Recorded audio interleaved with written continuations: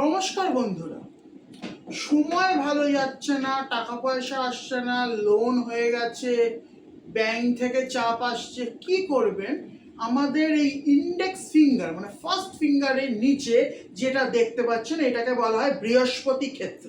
এই বৃহস্পতি ক্ষেত্রে কি করবেন, একটু কাঁচা হলুদ বাঁধবেন, সঙ্গে সুগন্ধি দিয়ে বৃহস্পতিবার করে এখানটা লাগাবেন। এরকম 7টা বৃহস্পতিবার দিনকে এই জায়গাটা আমাদের ইন্ডেক্স ফিঙ্গারের নিচে যে পর্বতটা আছে এটাকে বলা হয় বৃহস্পতি পর্বত। এই বৃহস্পতি পর্বতের মধ্যে কাঁচা হলুদ বেটে তার মধ্যে সুগন্ধি দিয়ে মেখে এখানটা লাগাবেন, গোল করে লাগাবেন। প্রত্যেক বৃহস্পতিবার করে এটা লাগাবেন, 7টা বৃহস্পতিবার দিন করে লাগাবেন।